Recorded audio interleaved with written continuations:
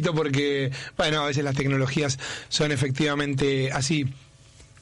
Creo que la última vez que hablamos con Leopoldo Moró, si no recuerdo mal, fue después de que se entregara el informe de la Comisión de Seguimiento de los Organismos de Inteligencia, insultante para cualquier persona con cierto espíritu republicano, todo lo que allí se describía que había sucedido, ¿no? No el informe en sí, al revés, el informe iba en camino hacia justamente las cuestiones republicanas, sino lo que se describía en el informe. Y la verdad es que volvemos a hablar ahora, después de la quiebra del Correo, ¿no? Nuevamente Mauricio Macri allí como protagonista de otra cosa que es insultante en este caso para el erario público y obviamente para todos los argentinos. Recién contábamos lo que nos decía y nos relataba alguien que tenía un correo privado pequeño, ¿sí? Que pagaba los cánones, pero que además tenía que recibir a los inspectores de la Comisión Nacional de Comunicaciones, que en determinado momento eran manejados por el propio Macri o por la empresa que Macri llevaba adelante. No pagaron el canon, no cumplieron con nada de lo que habían prometido y después se victimizan. Increíble. Como decía, estamos en línea con el diputado nacional del Frente de Todos, Leopoldo Moró. Leopoldo, ¿qué tal? Marco Cittadini, aquí en Radio El Plata. ¿Cómo va todo? ¿Qué tal, Marcos? Bien, un gusto en escucharlo. Lo mismo para nosotros. Bueno, la verdad es que hice un paralelismo por la última vez que hablamos, da esta casualidad, pero también por la indignación. Uno sabe que en política, digamos, cuando trabajamos en esto, tiene que dejar la indignación de lado y tratar de ser lo más racional que se pueda. El problema es que uno a veces se enfrenta con este tipo de situaciones, sobre todo después de la carta de Mauricio Macri, el acompañamiento de Juntos por el Cambio y de buena parte de la prensa de derecha, y se le hace difícil no enojarse, ¿no? Sí, se nos hace difícil no enojarnos y además se nos hace difícil entender, asumir que en realidad nosotros estamos en presencia de un hecho nuevo en la Argentina. La Argentina atravesó distintas circunstancias a lo largo de su historia política, de distinto orden. Pero el hecho nuevo es que afrontamos o enfrentamos la existencia de un Estado mafioso que se fue gestando y se fue construyendo a lo largo de mucho tiempo y finalmente se instaló a partir del 2015 y atrapó los resortes del Estado. Es decir, llegaron presidentes de todo tipo, dictadores, presidentes que fueron elegidos en democracia, otros que fueron elegidos en una democracia recortada por las proscripciones, pero nunca habíamos tenido un presidente mafioso, y es el caso de Macri. Y esto se pone de manifiesto, y ahí es donde se puede unir el caso de la persecución ilegal, del plan sistemático de espionaje y persecución que se puso en marcha en Argentina, con este otro caso, que es el intento de hacer ilegal lo legal, que es la práctica que las mafias siempre ejecutan. Efectivamente, Macri se hace cargo del Correo, el grupo Macri se hace cargo del Correo en el 97, de manos del gobierno de Carlos Menem, y se compromete, obviamente, a pagar un canon semestral. Cuando llega de la Rúa al gobierno, y esto es bueno subrayarlo porque desmiente que haya sido una persecución kirchnerista, cuando llega de la Rúa al gobierno, la deuda que arrastraba el Correo en manos del grupo Macri ya era muy importante, era significativa para aquella época. Y el gobierno de la Rúa lo intima a pagar la deuda. En aquella época, reitero, Kirchner ni soñaba con ser presidente y creo que eran muy pocos los que sabían pronunciar correctamente el apellido. Claro.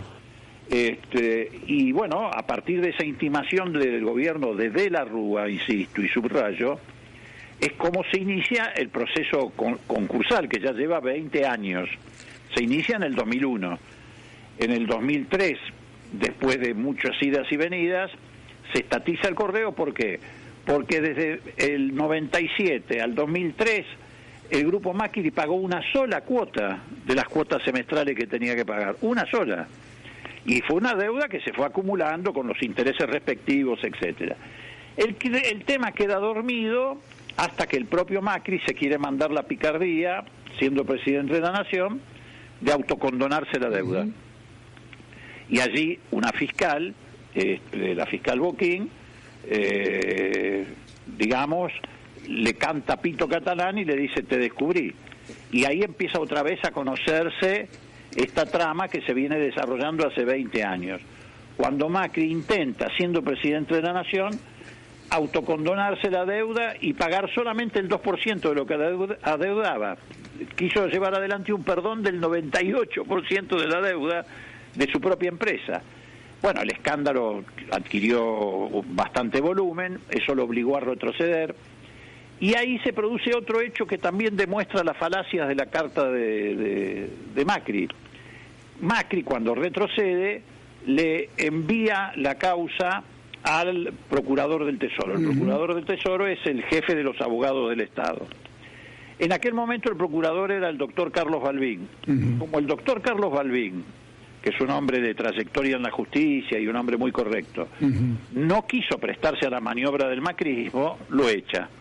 Y pone en su lugar a un hombre del grupo SOCMA, a Saravia Frías, sí, con la pretensión de que le manejaran la causa esta y se la llevaran a buen puerto. Pero ¿qué pasó? Pierden la elección.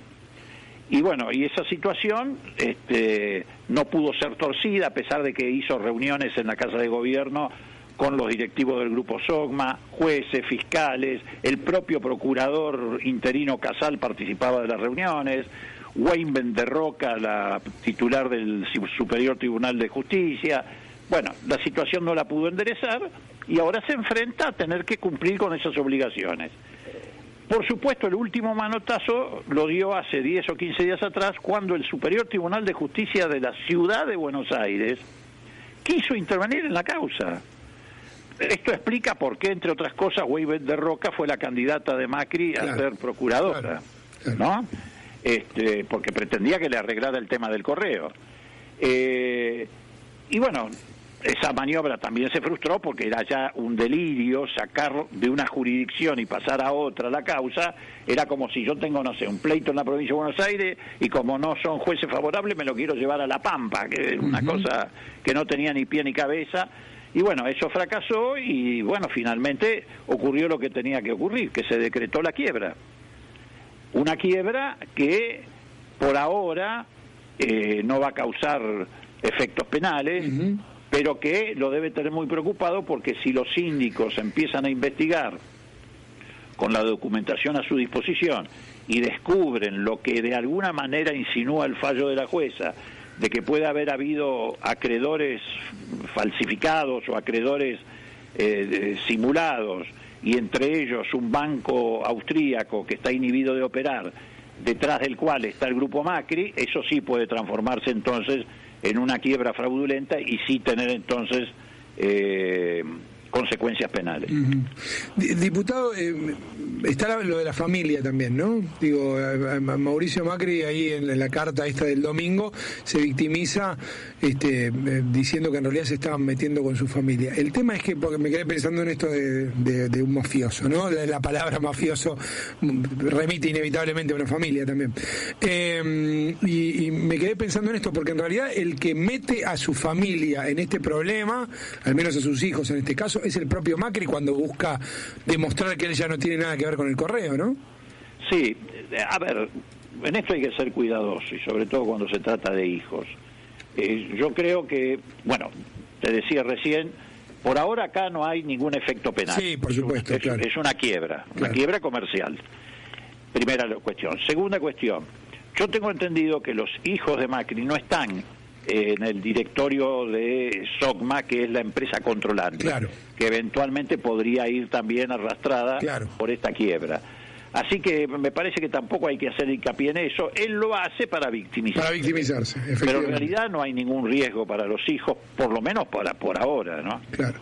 Y ¿qué hacemos con esto? Digo, porque esto ya es más de índole política, no tiene que ver con la causa, ¿no? Pero usted hablaba, y yo por supuesto que cuando lo escucho es contundente, pero me pongo a pensar en los hechos y no parece exagerado, ¿no? Que efectivamente hubo un Estado mafioso que persiguió gente, que hizo negocios, que ayudó a socios y entenados, que fugó mucho dinero de los argentinos. Casi, digo, uno mira todo el abanico de todo lo que sucedió en 4 años en la Argentina y se enfrenta efectivamente con uno de los peores, por lo menos seguramente el peor gobierno democrático de la historia y uno de los peores de la historia a secas.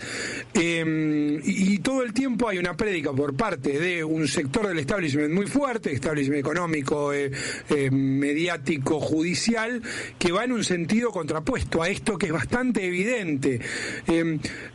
¿Cómo hacemos, digo, para estar todos los días discutiendo casi contracorriente, no? Mira, yo lo que creo, bueno, en primer lugar es razonable, natural, diría yo, que quienes fueron cómplices, no solamente de pavimentar el camino para que Macri fuera presidente, sino de todas estas calamidades que ocurrieron en los 4 años, bueno, sigan generándole o intentando generarle impunidad.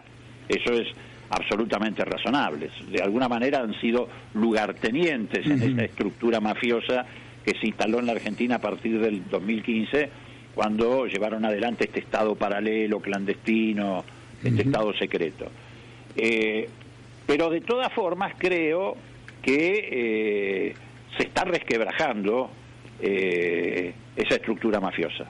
¿Por qué? Bueno, porque sale a la luz. El grave problema de las mafias es cuando salen a la luz.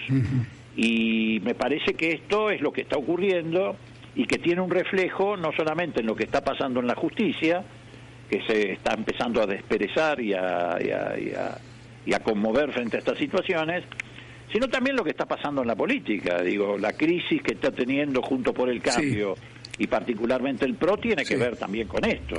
Tiene que ver con que se hace cada vez más cuesta arriba defender esta gestión. Claro.